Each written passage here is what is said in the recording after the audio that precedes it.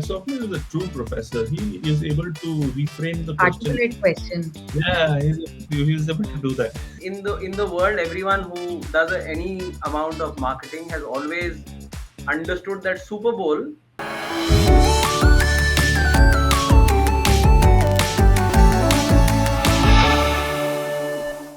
So I'm trying to understand your question. Like, why is there so much of advertising on the IPL? Is that the question? So, okay, IPL gets a lot of eyeballs. We understand it. It is supposed to be like an advertising mela, right? So every brand has sort of jumped on the wagon. But at what point does your brand sort of take a call, boss? This is just not for me. Because last year we saw a lot of, like, I don't know if it was the last year, but like there was this insurance company that just kept bombarding you with ads, and Sachin Tendulkar and then Dhoni and everybody used to come on that ad and used to be like, the fuck is going on? Matlab, it's annoying. Like, I understand repeat, recall, all those metrics sort of come to play. But is it actually adding any kind of value to you? Like, cricket is a short. So just sorry, Let me kind of rephrase the question. I just want to put across what my understanding of this question is. Okay. My understanding of this question is it is fundamentally rising from a point of there are two sub questions to the, so to speak, bigger frame that she's trying to create. In my mind, one question that she's asking is, what's the purpose at this point in understanding that IPL is what IPL is, and therefore there is a reason for everyone to put their money, or people are, and that's not being questioned. The question is coming from the perspective of, why is every brand taking a cricketing celebrity and right now shooting their mouths off on the air? And two, is there a point at which a brand decides, sorry, but this IPL Jambori is not for me? Yeah. And therefore I am out of here, right? Those are the two questions I have heard. She's not really questioning the fact that right now IPL is kind of coming out of everyone's ears and there's just too much of IPL. Yeah. So there's nothing called too much of IPL because, well, it is a television event, right? It's a money making juggernaut. Yes. So that's understood. I think those are the two things that I heard. Sid, I don't know what you wanted to check, and Krishni, do let me know if that's the exact. That's no. Perfect. So Swapnil is a true professor. He is able to reframe the question. Articulate question. Yeah, he's able to do that. So let me try and take a. I'll give you my initial point of view. While I don't have a solidified point of view on this, I just think that, if I have to argue for why people are doing this, I think you're getting very few marquee events like this. In an age of split media. And I heard something from Seth Godin yesterday, which really made me think a little.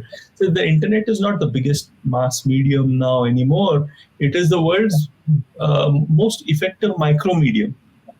So that was really interesting, right? And then it made me think that, okay, things like the Super Bowl or some IPL or something like that, they are probably fewer and fewer. And I think that everyone wants to jump onto the bandwagon when you're having such lesser marquee events. Maybe that's just my opening gambit. I'm not sure that I'm completely sold on it, but I just wanted to share that, put that out there. So Sid, I think I'll agree with that. Honestly, I'm saying, and everyone's in the world, everyone who does any amount of marketing has always understood that Super Bowl is not a sporting event. Right? It is a television event. Yeah. And I'm saying, if you think about it, well, I am sure Americans talk about the game, but everyone out of America talks of not the game, but hey, which brands were there and what were the ads and how are they rated and blah, blah, blah. Right. So fundamentally, it has been always identified as the biggest television event because of the number of people and the eyeballs and captive audience, right? All the stuff that we talk on internet today in terms of time spent on the website and blah blah blah is all taken care of. And I think IPL does that in India. Nothing does that with the freedom to be able to put it like that. See, please understand a thing. When Jawan last year made some 1,300 crores, right? Yeah. Even at $200 a ticket, or 300, or let's say $1,300 a ticket, you know that 1 crore people bought tickets. End of story. Yeah. Right? At $1,300, and it's not 1,300. And 1 crore people is not a small audience. No. The problem is you can't do anything. No, you can't. Yeah, the only time you put ads are the time when people go out to get popcorn. Yeah. Right? So fundamentally, the advantage of doing something like this is you've got an opportunity every 6 balls, if not lesser, to put an ad. Because if there is a wicket, there's an ad. Beach made 2.5 minutes, 4 times, 10 minutes ki only advertising. And people don't want to miss that. Maybe 2.5 minutes, maybe something is lost. But no one wants to miss out on saying, hey, it's a 20-second break between change of overs. Let me walk up and walk away. Yeah. Right? So that thing that you're talking of, the marquee events, India has nothing else. It's a one sport country in that sense. There's nothing else. Yeah. Even if it were, and I'm saying compare it to, let's say, a game of football also. If you were, there's 45 minutes ka block, and then there's a 45 minutes ka block. You can't stop the game. Every time you have a yellow card or the game is stopped because someone gets injured, does not mean, okay, let me blast a 20-second ad in that period. It does not work like that. No. Right? So I think that's the reason why IPL becomes as big as it does, because you've got opportunity. And the best part is you've actually been able to make this gender agnostic. Everyone in the family is watching it. Yeah, it's not just the men. So one day cricket will have maybe a significantly more male-dominated audience. Yeah. But T20 is like Maggie. Everyone loves it. As in, it's bite I size. hate IPL, but that's I have a different example, which is a bit of a sidebar, but I think it will be really useful. So when I passed out of MICA and we all joined the workforce, the first batch of MICA, right? Then the World Cup was about to start, some 99 World Cup or something. And one of my batchmates, he was working with Lintas at that point in time, and he did something really interesting. So they were trying to figure out how to put 7-Up, I think 7-Up or Sprite, one of those, onto that World Cup. But at that moment, I think Pepsi had just bought the hell out of that whole World Cup, or Pepsi or Coke. Again, my memory doesn't serve me right. And they were finding it really, really, really difficult to get in there and take a stance. And this is what he figured. And he was a really intelligent guy. He went into financial analysis later on, left the whole media sphere. He figured out, okay, people get tense when you're watching cricket. If we are not getting onto that channel which is showing cricket, how about connecting to the MTVs and the Vs of the world and just flooding that completely, okay, with 7-Up or whatever it is, betting on the fact that people will switch between those overs or whenever there's an innings break onto that channel, and they'll probably see some of my advertising. So that was one really unorthodox stance that they had. Yeah. So, this is interesting. I think good cost. This is the ZAG approach, right? Where you say, obviously it is not for everyone, and it is a hit or a miss. It is a hit or a miss, exactly. Right? It's a very smart investment, because you know that. I think it's a smart one. Yeah, but I think today, for example, that strategy just might not work because people in that break will not even switch. They'll get onto their phones. Yeah. They use that 30-second break to check WhatsApp messages. Now here's my second one. I started something in 2011, 2012 World Cup called Between Overs. Okay, and that was the first social commentary site on cricket in the world.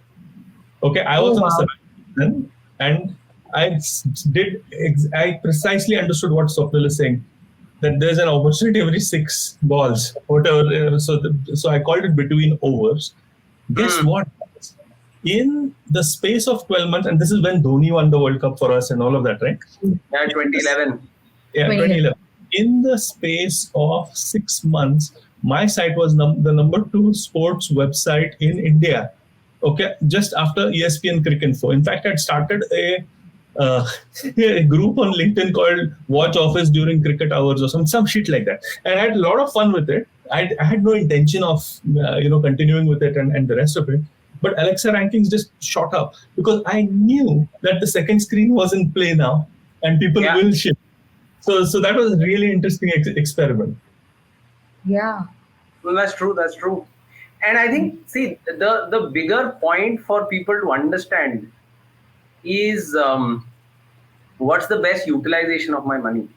Mm. Yeah. Yeah, because as much as there is a cost per ad, cost per whatever, digital also is happening, right? Yeah. And there is clutter because there's a huge number of. I'm saying, I remember Geo saying that there was some 16 odd crore views yesterday. Mm. Now, obviously, they don't look at concurrent users; they are looking Yeah. at views, and I don't know how they manage that, how they track that. But basically, I think the way I understand is, Hotstar shows concurrent views at any point in time. How many people are logged in and watching my content? Yeah. While these people are looking at every time you log out and log back in, or walk away and walk back in, it's a new view. So how many times it's been? But anyway, that's besides the point. The point is, becomes hyper expensive. Yeah, and two, as you were saying, there's just clutter. Everything is being sold by. If everything is sold by Mahendra Singh Dhoni, then how Yeah. do I know We really know. where's my ability to stand out? The reason why you took Dhoni is because when Dhoni says, everything sells. Problem Exactly. is, if you start selling everything, then what happens? What then? Nothing sells. Yeah. Right? And therefore it becomes very different. So I actually watched an IPL game after almost 5-6 years yesterday. Yeah, SRH was. because I needed some white noise. Honestly, I was doing something else, but I needed some white noise, so I put that game up. And yesterday was some random game in which some 520 plus runs were scored in one game. Right, so Hyderabad scored 277. And Yeah. Bombay scored some 241 or 42. So some 500. Basically, you could have just replaced the bowlers with a bowling machine and still. But anyway, not the point. The point is, in such a scenario, what I realized was that there is a Dream 11 and there is a My 11 or Correct. something My like 11 that. circle. Yeah. Yeah, so two companies trying to get the same audience, trying to sell the same thing, and both have the same thing. There's a cricketer here, there's a cricketer here, and it's fundamentally then absolutely down to the brass tacks of when you're also selling the same thing and I'm also selling the same thing. If you've also got what's the latest fad? If you've also got AHA plus BHA complex in your cream and I have also got AHA plus BHA complex in my cream, then whose AHA plus BHA is better? Exactly. How do you Yeah. decide? And by the way, Swapnil, this is really interesting because Professor Byron Shah has come up with a really interesting thesis on this, which is that in such a case, the bigger player wins, the bigger Yes, brand wins. double jeopardy. Double jeopardy. Double Exactly. jeopardy. Yes, Yeah. absolutely. No, And sorry, I have a question. Bigger brand in terms of what? Like, how does the consumer decide what's the bigger brand? See, consumer has already decided because the market shares of those brands you have, right? So if there's an upstart of a brand and there's an established brand, right? The established brand has a bigger market share. And Yeah. let's assume that both of them are spending equal amounts of money or whatever. The smaller guy, okay, is going to actually create more customers for the bigger in this Stand case. for itself. Yeah. And that's Double jeopardy basically. So sorry, Krishni, but I started putting this. This is a part of the course now. After I think a couple I of batches graduated. after, because that's when I read Byron Sharp, How Brands Grow, and I thought this is brilliant. But that's exactly the point. The smaller brand suffers from the fact that lesser people know it. Yeah, and then add to that the added problem of the fact that because lesser people know it, misattribution happens a lot more. I had put one post also about this. Right? Oh, Yeah, and in interesting. such a scenario, therefore, the whole law of double jeopardy is that you need to find a better way. A lot of times, that better way is not outshouting. Yeah, and Byron Sharp also talked of this thing of saying, and in a case like Dream 11 and My 11 Circle, it's very valid, is that if you're not differentiated, then what do you do? And honestly, today differentiation very rarely exists. It's a problem. Yeah, it's a problem. Then it's about how do you become distinctive? Yeah, correct. Yeah, so when you can't zag, how do you zig the best? Correct. Right? So again, that's where the challenge comes. And time to bring back context, Baba. Yeah. No, I think what you're saying is really interesting. Before you get into context, sorry, Krishni, I'm just going to hog it for a bit. So the thing is, if I look at, so if your question, I'm going back to your question, right? If I'm a upstart of a brand with a Me Too product, I should not be doing any work in the IPL. Then in that case, Me? Yeah. If I'm an upstart brand with a lot of money because I'm funded by Secure, let's say, right? And there's an established brand, but I have a Me Too product. I should not be actually putting money in the IPL at all based upon this law. Or at least not do the same. I would say at least not do the same thing that the other is doing. Yeah, exactly.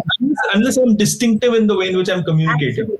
See, go back to, and I'm saying I'm just reminded, and we've kind of hogged away all the time from Krishni, but then she asked the question, so she has to bear the two men. Yeah. But I'm also reminded when you talked of the 99 campaign, I'm reminded of what happened in 96. Coke was the official sponsor. They thought they've kind of got a coup going, and then Pepsi came out with nothing official about it. Correct. And they killed that World Cup. They just were the talk of the town because they were like, we are the unofficial, so to speak, brand. And that was their tagline, nothing official about it. Yeah. And it was a humongous success. So the point was that they understood that there is someone else. And how do you then become distinctive? Yeah, because the game is the same. The reason why someone is trying to get there is because they want awareness, consideration, salience, the standard things. But then if you're the, as he said, if you're the upstart and if you're a Me Too, then you can't do the same thing and expect to win because more people will remember the bigger brand. Yeah. I have a question which is eating me up that I want to ask you both.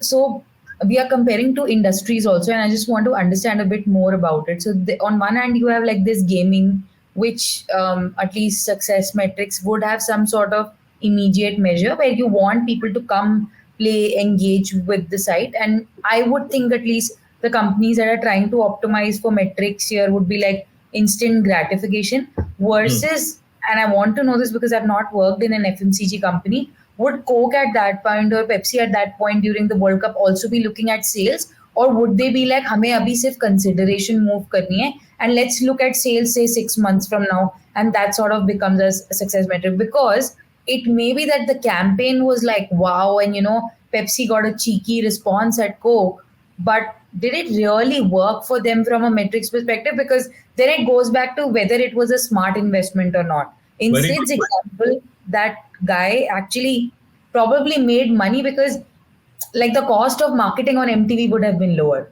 right? Yeah. But what about like here? Yeah, no. So what you're saying, Krishni, strikes at the heart of the thing that Byron Sharp says. So if I look at the distinctiveness that is being created, is it distinctiveness or differentiation? That's the challenge I had for Swapnil. So probably the Pepsi thing was more towards differentiation rather than actually creating something very distinctive about Pepsi. Maybe, again, this is being wise after the event. I'm not sure, right? And again, I have no data on me saying, okay, this resulted in sales or this resulted in whatever. Today, if I see it, Pepsi is nowhere, and Coke is the clear-cut winner because it is distinctive. That is true. See, again, Krishni, I think at the expense of talking about context, Baba, the point again is the same, which is why are you running this campaign, right? Now, obviously, like said, I don't know what was the intent, but the intent clearly, even if I were to look at awareness and consideration, awareness and consideration is with the intent of saying I will get consumer franchise because of this. I'm building a brand which will give me business. Brand is business, right? So maybe I'm not looking at an overnight sales plan. I am looking at a over a period of time brand that will lead to sales. Because I'm saying, let me give you a parallel example. You remember the Zuzu campaigns from Vodafone, Yeah. Yeah. right? They were clutter breaking, they were high on recall. But do you also know that after, I think, the first couple of years of them running Zuzu campaigns started coming only during IPL. Mm. They were aired only during IPL, and people thought there was a Zuzu campaign running all through the year. Wow. That is so cool. Think about That's- it. Did you know that Zuzu campaigns ran for years and years altogether? That after the first 2 years, they never ran it outside of IPL. Because that's like you said, that's the time people watch TV, and it's a Not just TV. that, it's what I'm trying to say is it is what their intent was to say, hey, this is a great way to differentiate. Not differentiate, to be distinctive. Because in the end, I'm a phone provider, yeah. Yeah. Right? मतलब और मैं क्या दे रहा हूँ? So at a practical level, there is nothing else. So there is great consumer franchise, and you've created this whole thing of saying, if I am a Vodafone user, I am a little better than everyone else. And the way they presented it to the consumer was so distinctive that people thought the campaign was running all through the year. Mm. So the point is, it comes back to what is it that you want. And the second question, yeah, which again brings back that whole point of context, is sadly what happens is a lot of these discussions start from a point of view of, well, the medium is decided. Yeah, and this kind of segues into your second question. So the medium is decided. यार IPL पे तो कुछ करना ही है. Mm. Yeah, so it's, and then the second point is, यार celebrity तो होना ही चाहिए. Yeah. And the question is not why do we need a celebrity. The question is, which celebrity do we need? Yeah, it always starts like that. Which for me is the inverted way to look at things. Your Absolutely. first question has to be, do I need a celebrity? My Circle 11 needs to think about, if Dream 11 is also doing celebrities, why do I need a celebrity? And Kamla Pasand is also doing celebrities, the same cricketing celebrities. Okay, they've taken people who are retired. I saw Dream 11 do an ad with Amir Khan this time. We try to link it. Dream 11 is doing stuff with Amir Khan. Okay. Yeah. Not recognized. So there's My 11 Circle, there's Dream 11, then there's MPL or something. So there are 3 players now from this Dubai Premier League. fantasy gaming world, 2 of which are doing the exact same whatever cricket celebrity we can afford. Only Dream 11 is the one which happens to be, I think, the market leader also, that's doing Amir Khan ads, which I thought was very interesting, because I felt that's like a zig versus rest of the zag that people have been doing. Although, like, at this point, I can't say whether that will fire or not. But sorry, I'll let you finish your point. No, but so that's the point I was making. I'm saying the question has to first start from that point of view. And I'm saying the reason why that second question that you asked right at the beginning even arises is because no one's thinking like that. Do I need to be on IPL? Yeah, the companies that are so, and these are questions that companies have asked in the past. Levers for the longest time got completely out of IPL, and they've now I don't think there's a single brand of levers that's there on IPL. But for a short period, they actually said, we will still go ahead and put Axe on air. Because from an audience perspective and the job that needs to be done on the brand perspective, there's sense in doing it. Hyper expensive, should not do it all the time, but that's the way we will do it. So I think the questions are being asked wrong. My problem always, it's somehow kind of, a lot of these problems are going back to the same source. People are not asking the right questions. Yeah, absolutely. But I have a question that's coming up to my mind. So, last 15 years of IPL, right? Everybody from FMCG to tech, like including Amazon, everybody is sort of advertised on IPL. Mm. And of course, context has to play a role. So if we were and we could there be some takeaways, like at what point should a brand advertise in a big ticketing event like an IPL? It could have parallels to the Super Bowl, but like what brands should actually be advertising out there? Is it only reserved for the big guys who really want it as a branding equation, or is there scope for category creation, let's say, to happen? Let's say a Swiggy or a Zomato, which didn't exist like 7, 8 years ago in the shape and form they do. Does it make sense for a category creation also to work out? Like what industries are relevant, or what is the right time for a brand to be like, okay, IPL makes sense? Yeah, no, it's a very interesting question. My take on it is I don't think that it's the right place for people too early in their product life cycle, even though they have got a lot of funding and the rest of it. Perhaps not the best time. Again, I may be wrong. Some idiot might prove me wrong by creating something really distinctive which breaks through the clutter and all of that. But you really have to take a chance. It's 1 out of 10 because it's so full of it, right? And I would rather do some other things with my marketing money, even though I have a big budget. I might do some other things than beyond that marketing. Is what I think. So it depends upon the product life cycle. If I'm an early majority, I would go for it.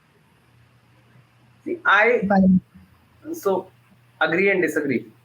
There is clearly a scope for an early majority brand to be there because it gives you the ability to kind of catch a bigger, so to get your brand to that tipping I point. said early majority. If I'm an early majority, go for it. Before No, that, no, but the point is that, see, because Krishni also asked this question and that got me thinking. Dream 11 has been built on the back of IPL. No one knew of Dream 11. They came in and they were shouting from rooftops. The challenge would be, I think the other way to look at it is fundamentally the way I would look at it is fundamentally it's not a place for a Me Too brand, which is just trying to come in because it's a lot of wasted investment. It is not a place for a brand that has kind of reached a big part of its population, got to the kind of mass scale that it wanted to, unless and until there is a very serious reason for it to be salient. But there also, for example, if Colgate wants to recraft itself as a new brand, refresh. refresh. There is still no reason for Colgate to be at IPL, right? Because they've possibly crossed that barrier where this is not the place where they would want to be. No, I disagree with Swapnil on this point. The earlier point I understand. I disagree with him because I think a bigger brand actually has the ability to reach out to bigger masses with a refreshed thing for memory structures to stay in place. So one of the things... Yeah. So okay, let me correct myself. So if Colgate wants to refresh itself, this is the place. If Colgate is like business as usual, there's no scope. There's no reason to do it. Yeah. Then it's wasted investment. IPL is a ground for big guys only? No. I'd be loath to say that, although the big guys should definitely be there, is what I would say. And no, IPL will. Sorry. IPL will end up being a place for big guys simply because of the cost. Fair. Even though it is not by rule, but obviously it will put some brakes on some people's efforts. But then I'm saying there is enough and more example for people who said, I want to be there. There is a reason for me to exist there. Because I'm saying at the same time as a Dream 11 became very big, again, let me put my neck out and say maybe a new dating website doesn't need to be an IPL. Yeah. No, and here's another one which I just came to my mind. Sorry, I know we are late for class and all of that, but here's another one. The thing is, if I have already signed on a celebrity, okay, who's also signed on by 10 other brands, I would not go for the IPL. Like a Dhoni, which is getting discussed. Yeah. No, unfortunately, Dhoni probably I still will because he's a cricketer and there's relevance. But the fact is that if I've chosen Amitabh Bachchan, for example, right? Ranveer Singh. These days it's Ranveer Singh. Perfect example. Ranveer Singh. I won't because he'll be... Because you lose distinctiveness. Exactly. Got it. So I think we're going to put like a table in the end where we tell people like at least some sort of formula is there. Like I would just love to hear like parting words on if you guys think there are other industries that are big. No, I completely agree. By the way, on the dating one and like not using celebrities that who have signed on to more than X number of brands. Today that magic number happens to be 40. I think Ranveer Singh has some 40 brands signed on at the same time. Yeah. No, that's Yeah. because he also wants to take a break for a year once the baby is here.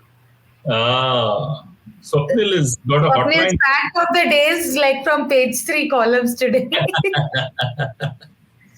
I think it's good. Okay. No, I have nothing more to add because I think this is a really interesting discussion, by the way. But I have nothing more to add because it's still work in progress. I haven't really said, "Oh, this is the formula," or "This is what it should be." You know. Got it. So guys, we'll send an incomplete formula at the end of this episode. I'll cut this part out. We'll probably try to put like a slide, so there are takeaways for this next sort of an infographic. But before we sort of go off, parting words, people, key takeaways. I am glad that I'm not seeing the IPL. That's all I can say. That's my parting words. Same here, honestly. No interest.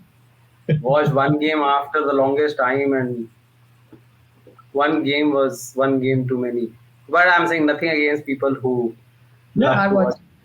I'm just terrified of those ads with Pan Pasand things, and I know that they're never going to sponsor us now, but okay. Kamla Pasand. Kamla Pasand, yeah. Whatever. Disclaimer: individual views have nothing to do with this. That's so it can continue. These are individual POVs. These are not the views of the channel or the program. Yeah, let's end there. Awesome. I'm Great. stopping it on.